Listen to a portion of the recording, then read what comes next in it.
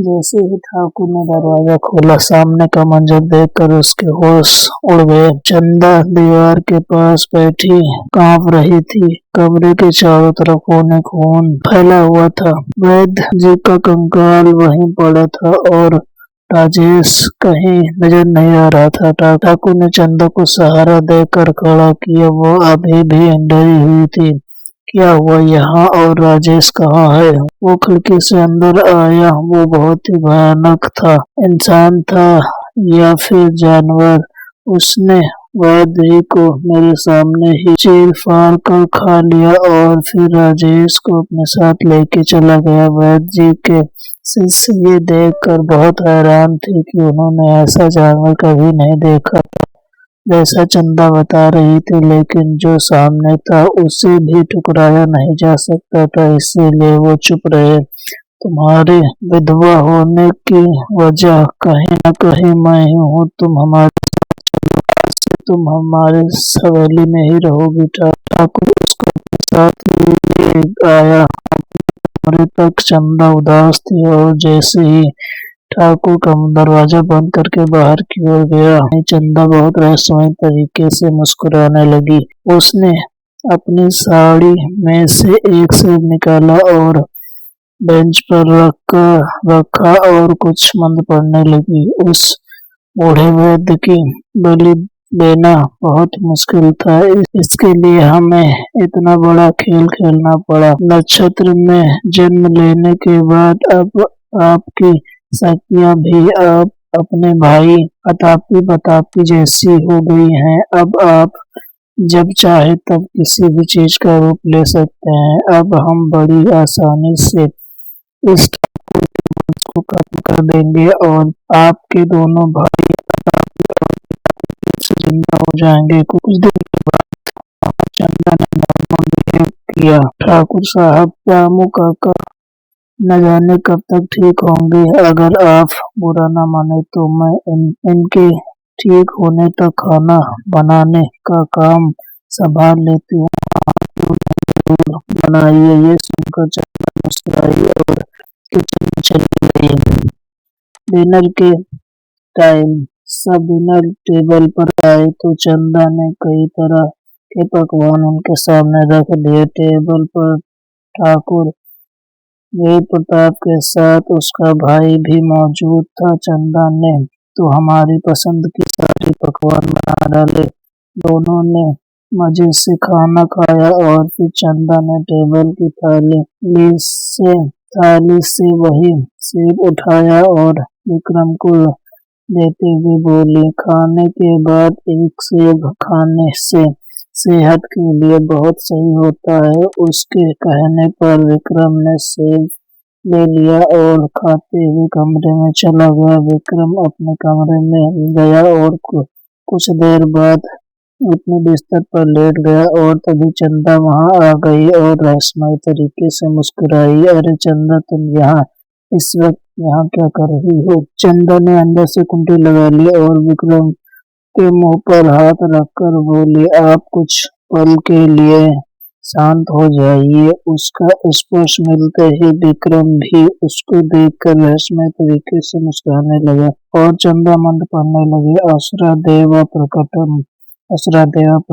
उसके इतना कहते ही असुर राजेश, जो अभी तक विक्रम के पेट में मौजूद था, उसने अपना असुर वाला रूप ले लिया। विक्रम का पेट फाड़कर वो बाहर निकल गया और विक्रम की वहीं पर मौत हो गई। अब बस एक बचा है। सुबह ठाकुर ब्रेकफास्ट टेबल पर आया तो विक्रम उसको नजर नहीं आया। तो विक्रम अभी तक क्यों नहीं उठा? किसी ने उसके कमरे में जाके देखा? उनको मैंने सुबह सुबह बाहर जाते हुए देखा। वो बिना नाश्ता किए कहीं नहीं जाता। अब मैं तो उनको कुछ कह भी नहीं सकती। वो वापस आ जाए तो खुद ही पूछ लीजिएगा। नाश्ते में ये सेब जरूर खा लीजिएगा। सुबह सुबह सेब खाना बहुत ही सेहतमंद होता है। ये सबको सेब खिलाने में रुना जोर क्यों देती है? इसके आने पर रामू काका की तबीयत खराब हो गई। ये आश्रम में गई, वैद्य जी खत्म हो गए। जिसने विक्रम को सेब दिया था तो वो भी सुबह से गायब हो गया है। शुक्रिया, लेकिन हमारा फल खाने का जरा भी मन नहीं है। ये कहकर ठाकुर उठ खड़ा हुआ और अपने काम पर चला गया। चंदा गुस्से से बोली, अभी नहीं तो रात के खाने में तेरा काम तमाम हो जाएगा। चंदा बेसब्री से रात होने का इंतजार करने लगी। रात को ठाकुर अपने साथ एक तांत्रिक बाबा को लेकर आया।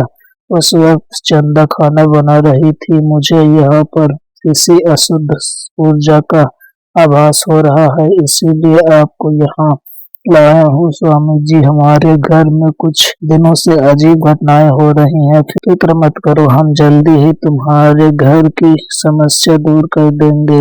आइए स्वामी जी, आप पहले हमारे साथ खाना खाइए। दोनों खाना खाने के लिए बैठ गए। चंदा ने खाने के साथ फल की एक थाली रखी, जिसमें वही सेब रखा नजर आ रहा था। अगर ये तांत्रिक नहीं आया होता तो इस ठाकुर को मारना आसान हो जाता, लेकिन कोई बात नहीं, अब इस तांत्रिक और ठाकुर को ऊपर पहुंचा दूंगी। तांत्रिक बाबा बार बार चंदा की तरफ देख रहे थे। चंदा ने तांत्रिक को उससे देते हुए कहा, स्वामी जी, इसे भी ग्रहण कीजिए। खाना खाने के बाद एक सेब खाना सेहत के लिए बहुत अच्छा होता है। जैसे जैसे तांत्रिक सेब को खाते जा रहे थे, चंदा की खुशी भी बढ़ती जा रही थी। सेब खत्म होने के बाद तांत्रिक बाबा ने अपनी जेब से एक पानी की शीशी निकाली। ये गंगा जल है, ऐसा कहकर तांत्रिक ने तेजी से पानी पी लिया। उनके पेट से तभी चीखने की आवाज आने लगी। ये देखकर चंदा समझ गई कि गंगा जल की वजह से राजेश असुर खत्म हो गया है। तुमने मेरे साथ छल किया है तांत्रिक, अब मैं किसी को नहीं छोड़ूंगी। ऐसा कहकर वो अपने असुर वाले रूप में आ गई और उसने तांत्रिक पर हमला कर दिया। बुढ़े, तुझे तो मैं बाद में देखती हूँ, पहले इस तांत्रिक को खत्म कर दूंगी। उसने तांत्रिक के कंधे में अपने तेजदार नाखून से घाव कर दिया और उसको एक तरफ फेंक ठाकुर की तरफ। तो ही इस बुढ़े को लेके आया था ना, अब देख तो भी मरेगा और ये तांत्रिक भी। ऐसा कहकर वो ठाकुर का गला दबाने लगी। नाखून ठाकुर की गर्दन में गाड़ दिए थे और ठाकुर की सांस फूटने लगी। और तभी पीछे से तांत्रिक ने चंदा असुर के गले में माला डाल दी। उस माला के गले में पड़ते ही वो चीखने चिल्लाने लगी। तांत्रिक ने अपने झोले से एक मटकी निकाली और उसको जमीन पर रखकर कुछ मंत्र पढ़ने लगा। एक तेज चीख के साथ चंदा हवा बनकर उस मटके में समा गई। तांत्रिक ने जल्दी से ऊपर से कपड़ा ढका और उस पर रस्सी बांध दी। अब इस मटकी का क्या करना है? मटकी अब जब तक ये इस मटकी के अंदर रहेगी, ये किसी को नुकसान नहीं पहुंचा सकती। तांत्रिक उस मटकी को जंगल में एक पेड़ के पास ले गया और रस्सी के सहारे उस मटकी को पेड़ से लटका दिया। इसे तुम 4 से 5 दिन में आके देख जाना। ये मटकी टूट गई तो अनर्थ हो जाएगी। जैसा आप कहें स्वामी जी। उस दिन के बाद ठाकुर हर 4 से 5 दिन में उस मटकी को देखने के लिए आता था। इस तरह गांव को असुर के प्रकोप से छुटकारा मिल गया था।